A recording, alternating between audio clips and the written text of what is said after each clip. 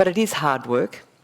And I thought I'd just do a kind of read of yesterday's paper and report back on them. So I took the two major papers, the Sydney Morning Herald and the Australian, and I took a look at them to see what kind of indicators they were giving yesterday.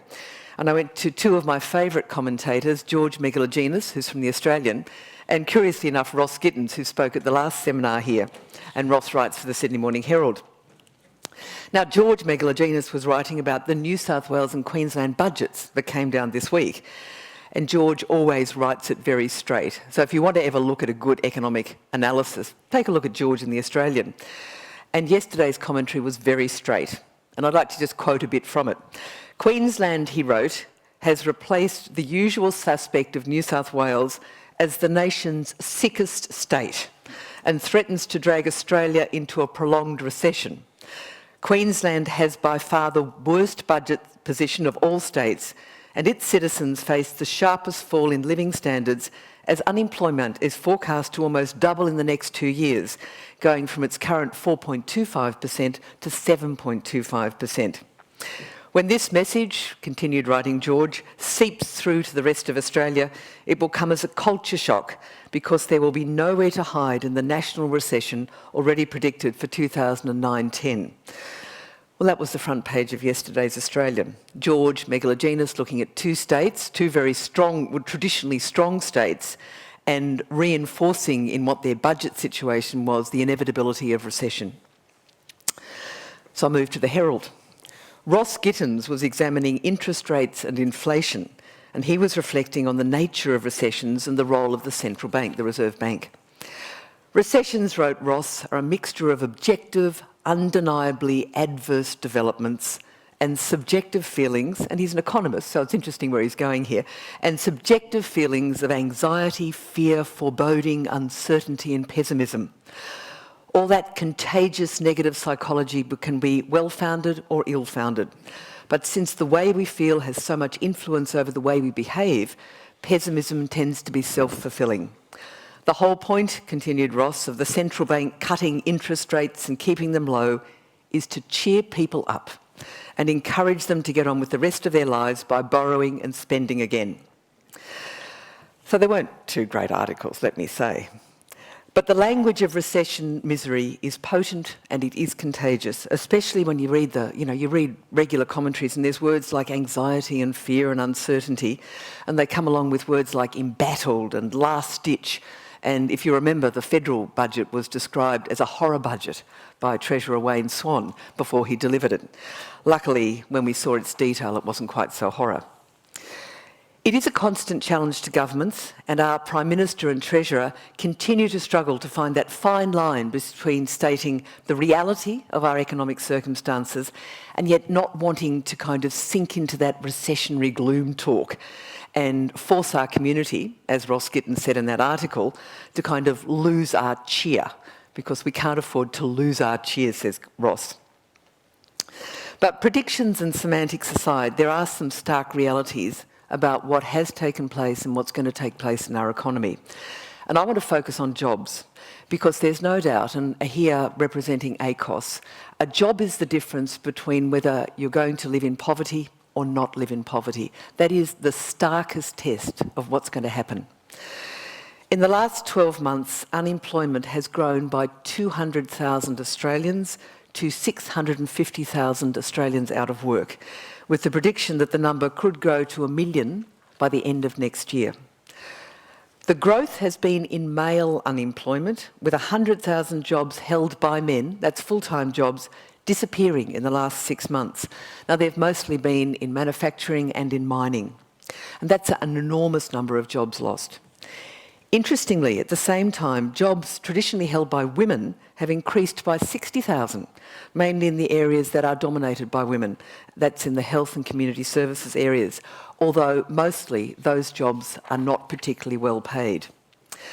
Now, I could break these figures down further, but I think this afternoon, more usefully, I should introduce you to an Australian who doesn't have work and is finding it tough just to survive. I want you to meet Bill. Bill is just over 50, he's single and he's currently unemployed.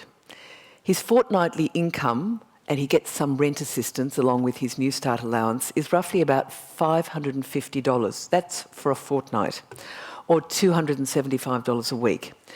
Now that's made up of $227 of his New Start allowance, his unemployment benefit, and some rent assistance. After paying his rent, he has $110 to live on for the fortnight. It's not much. Not surprisingly, he doesn't have a car, he doesn't drink alcohol, and he doesn't smoke. And when he's met his other commitments, he has about $20 a week to live on for food. And he's discovered Aldi, and he says to me that he spends most of it on baked beans. Bill also has a small bank loan which he's repaying. He's very frugal with his money, but despite that, often at the end of a quarter, he doesn't have enough to pay his power bills. So he'll go along to one of the community organisations that actually hands out emergency relief vouchers to get that additional funds to pay his power bill. Now, Bill used to work for the railways. His job disappeared, and his case manager at his employment service thinks he's having a lot of difficulty finding new work because of his age. And now, for anyone here in the audience, being just over 50, Bill's not very old. I feel that too. While he looks for work, Bill gets almost enough money to survive. And Bill is pretty well stuck on his New Start allowance until he finds full-time work, which is going to be very difficult as this unemployment, as the recession grows. Now, Bill became unemployed when unemployment was at a record low, when it was at 3.9%. He's been out of the workforce now for over 12 months. And if his prospects for finding work weren't good 12 months ago, they're certainly worse now. As other Australians newly retrenched join the job queues, someone like Bill will find it harder to get work, jobs harder to find, and the newly unemployed most certainly ahead of him when it comes to the employment queues. Based on the experience of the recession, which Raja talked about in the early 90s, he may very well not find work again. An enormous number of men like Bill in that recession of the 90s simply moved on to the disability support pension. So for Bill, his outlook is not bright. And what makes it worse is that he totally missed out on the cash payments from either of the stimulus package, the one that came down last October and the one that came down this year. It was obviously too difficult politically to give $1,400, which was the sum in the first stimulus package, or even $900, which was the sum in the second, to someone like Bill. The unemployed, despite being among the poorest people in Australia, didn't make it across that threshold for getting the cash stimulus. But I bet if Bill had got the cash, he would have done the right thing with it. And don't forget that the Prime Minister said with that cash that the government handed out at the end of last year, he said, don't save this money, spend it. And someone like Bill, I can almost confidently say would have spent it. You know, his income is so low that he's looking for jobs. He would have gone and bought maybe new shoes, new shirt to go to his job interviews. And I hope for Bill's sake that if he had got it, he might have been able to add something to his diet rather than baked beans. It's actually very interesting how those cash payments, how they were spent, who they went to and how they were spent. As I said, the Prime Minister made it very clear in his direction. He didn't want people to save those dollars. He wanted them spent. He wanted them into the economy. He wanted an injection of cash in the economy. So there was lots of speculation, you probably remember it, mostly in the media, about how many plasma televisions would exit Harvey Norman from that cash stimulus, or how much of the payments would go on poker machines. There was comment about Christmas bonanzas and that there would be very little left to show from the cash payment after the new year. I think there was one politician who speculated about piles of packaging left over from toys made in China. But you know, it wasn't the case. Yes, there was a spike in dollars spent on the pokies, but it was only a slightly higher spike than the previous December.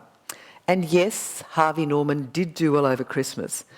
But Access Economics figures showed that of the $8.7 billion that was handed out in cash stimulus payments at the end of last year and distributed to low-income Australians, 80% of it was saved. Australians didn't go on a spending spree. Overall, they were very cautious with that bonus.